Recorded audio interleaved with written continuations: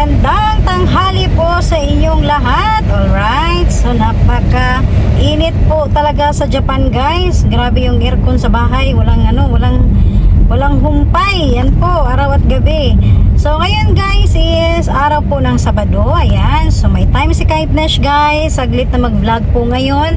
Ayan, pupunta po tayo guys sa isang car company, ayan, kung saan po si Kindness is na kumuha po nitong aming sasakyan guys. So ngayon po is sa mga nakapagsubaybay po nito, kinuha ko po siya sa Nagoya, Japan po, and then si Kindness is nasa Gifu. So since malayo po kasing Nagoya, may ibang branch po kasi guys, ayan, so connected po pa rin sila. So yung ibang branch ng kung saan kami kumuha nito na sasakyan, yan po sa Goodspeed, meron din pong malapit sa amin. So doon po kami ni-refer guys. At bakit po kami pupunta doon?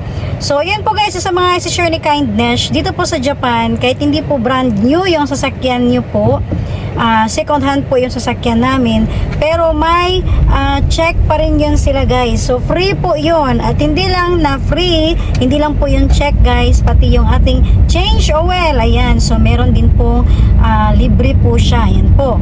So tapos yung warranty pa nito guys, mula nang kinuha namin, kahit second hand po siya, 2 years po ang kanyang warranty, o diba? So ganito po yung serbisyo po dito sa Japan.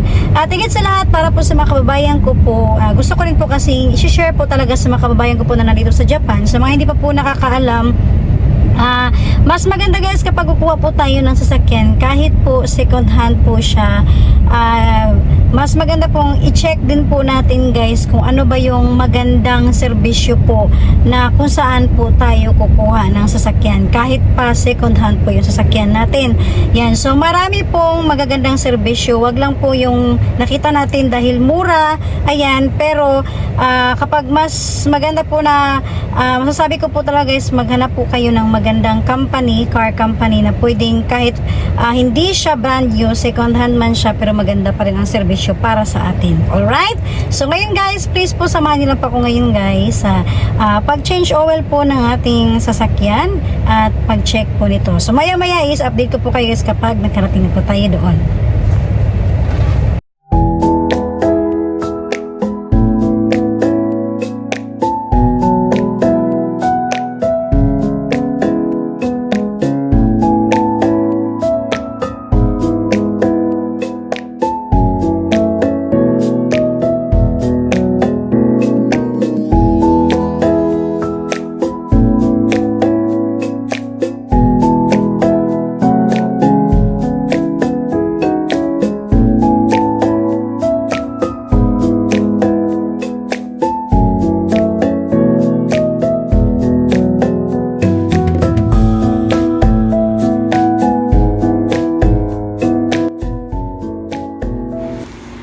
So ayan guys, dito na po tayo sa loob, at pagdating namin doon mismo sa information, ayan, so agad na po kami na in-entertain, and then dito kami dinala na table, ayan, para sa mga customer. So napakaganda po ng kanilang serbisyo, at sa loob din po mismo guys, ayan, napansin niyo po may mga naka-display rin po na sasakyan at binibenta nila, at isa po nakita ko po ang may parang picnic pa. So it means to say, marami talaga sila binibenta mga sasakyan guys, kahit saan po tayo gusto mag-picnic, magpasyal, mga 4-wheel drive na sasakyan, ayan po, kung alin man yung mga nababagay po sa mga plano natin ng mga sasakyan, yan po.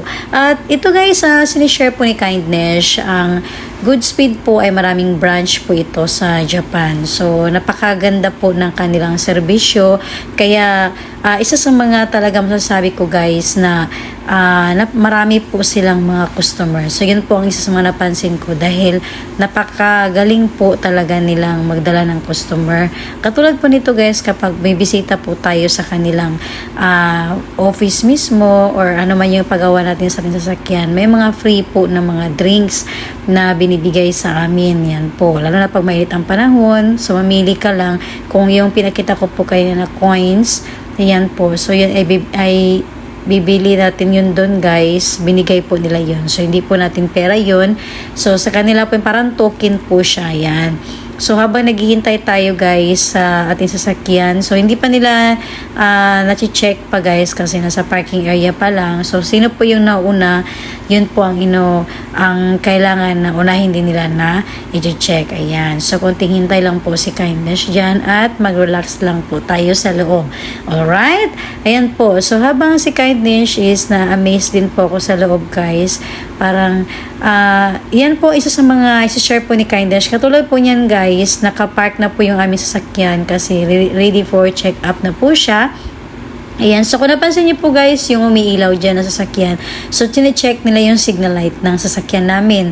Ayan, yung backlight, ayan po. So, chine-check po nila lahat. Alright? Para makikita nila guys kung may mga ilaw ba na hindi na gumagana. Ayan po. So, isa ito sa mga mai-recommend ko po talaga guys na napakaganda po kumuha ng sasakyan sa good speed. Dahil yung serbisyo po nila talaga, kahit pabalik-balik ko man po sabihin talaga is, talaga na-amaze din po si Kindness kasi nga po, kahit alam mo yung nakuha mo na yung sasakyan, pero tuloy pa rin ang kanilang serbisyo para sa atin, tuloy pa rin ang communication, at higit sa lahat na loob, katulad po niyan guys ngayon dahil nag-relax po si Kindness sa loob at napakainit ng panahon. So, dyan na po ako guys, nakita niyo po free drink po siya. So, yung binigay po sa akin kanina na coins or token, ayan po bibili lang natin dyan sa vending machine na po na iyan. So, free po siya, hindi po galing sa bulsa natin. So, kahit alin po yan dyan guys ang gusto natin na inumin. Tapos, sa mga mahilig maninigarilyo, ayan po may smoking area rin po siya. So, napakaganda guys. So, napansin ko rin po kasi dito guys na mabilis ang kanilang serbisyo po talaga. Yan. So, kakarating lang po namin, ilang minuto lang, nakita nyo po guys yung sasakyan namin, chine-check na po nila agad. Dahil malaki po ang shop nila at marami po silang mga tauhan. Ayan. So, ngayon guys, napansin nyo po, inaangat na po yung ating puting sasakyan. Ayan po, sa mga, hindi po kasi ako lumabas dyan guys, kasi nga, bawal po doon mag-video talaga. Dahil nga po, umiwas din po tayo guys na, kasi mga busy po dyan. So, bawal po tayong makadisturbo dyan sa kanilang mga trabaho, dahil napaka-importante dyan po ang kanilang ginagawa dyan. Ayan, so, konting lapit ko lang po yung aking camera. Isa-share ko pa pala sa inyo guys, yung check dyan sa ilalim po ng aming sasakyan, isa po siyang Filipino. Ayan. So, talagang natuwa rin po kami guys kasi nga sabi ko, parang may Pilipino. Yun, tatama rin po yung aking asawa dahil madalas daw ang good speed, kahit daw, hindi naman sa good speed lang guys, ang mga Japan kasi ngayon kumukuha na rin po ng mga kalahi natin. Yan, mula sa ating bansa, yun yung tinatawag guys na mga working visa po sila. Ayan. So, 3 Filipino po ang nandyan guys. At nakausap rin po sila ng asawa ko dyan saglit. Yan. So, hindi na po talaga lumabas si Kindness dyan dahil sobrang napakainit po talaga ng panahon. At higit sa lahat, umiiwas din po tayo na makadisturbo po tayo sa kanilang mga ginagawa dahil hindi lang po dyan nag-check. Yan po. So, dito naman tayo guys sa loob. So, hindi tayo lumabas, pero sa loob tayo guys, ay pakita ko lang po sa inyo ngayon ang napakaganda rin po mga binibenta nila. Kahit maliit man ang sasakyan, pero kung kapag papasukin natin guys, kampante na po tayo na ito na po yung gamitin natin. Yan, dahil yung mga maliliit ngayon na sasakyan guys, binabago na po ng mga Japan ngayon. Parang maluwag na rin po siya sa loob.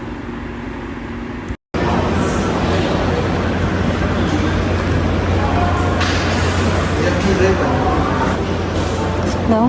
Ay, ganda ng ano niya, oh.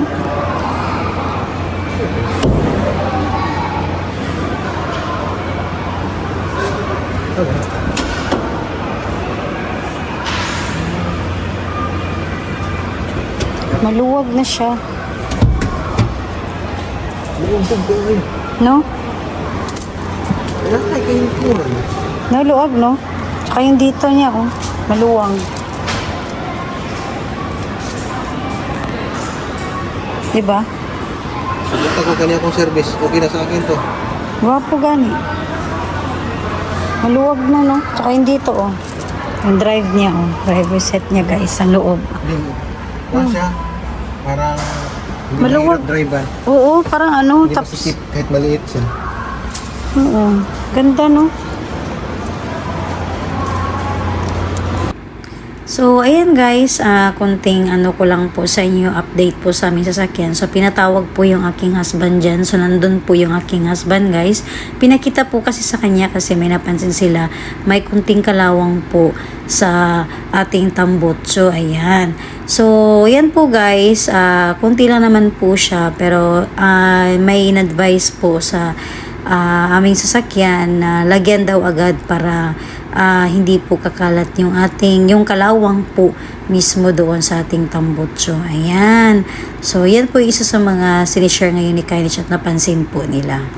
At higit sa lahat, so nandito pa rin po ako sa loob guys. So, alam niyo po guys, kahit nandito po ako sa loob, talagang na-amaze po ako, nag-enjoy na po ako dahil may mga pwede po sa mga pangbata po, kapag may kasama tayong mga kids, ayan.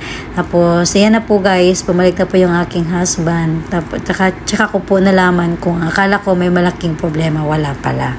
Ayan, so malapit na po yung matapos guys. At ginamitan na po nila dyan guys ng parang computer po mismo ang loob po niyan. Dahil tinitingnan po talaga nila guys yung pinaka-importante sa mga makina or mga kung saan po gumagana po yung ating sasakyan. At higit sa lahat kasi first time po namin na gumamit ng hybrid na sasakyan. Yan po. So, doon po malalaman lahat sa kanilang gamit po.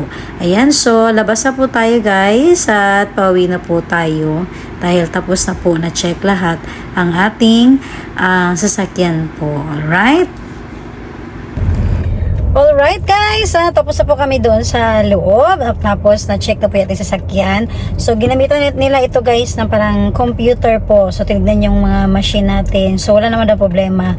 Tapos yun lang po yung konting ano sa ilalim. So natural lang po yan sa mga sasakyan guys. Magkakaroon po na medyo kalawang sa ilalim. Yan. So agad naman nilagyan nila agad ng parang protection para hindi po kakalat yung kalawang. Alright? So yun po ang isa sa magandang serbisyo nila dahil kahit second hand po yung sasakyan natin guys, nasi-check pa rin po. Yan. So yan po pinakamahalaga para hindi naman po tayo papalit-palit ng gamit at makaiwas tayo sa malaking gastos. Alright? At katulad po nito, free po siya. Yan. So ngayon guys, sabi ng nag-check doon sa amin, isa po siyang Vietnamese. May Pilipino din po doon guys. Ayan. So napakagaling ng company ng Goodspeed.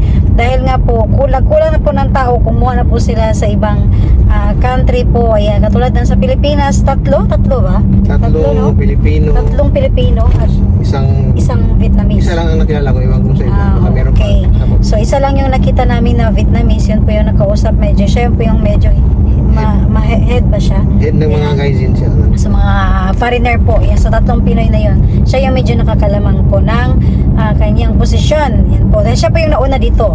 Alright? Tapos Ano siya? Student siya dito. Student. Okay. So yun po maganda guys dito sa Japan. At least nakita po natin na may mga babayan po tayo. Di nakakatuwa din po yan.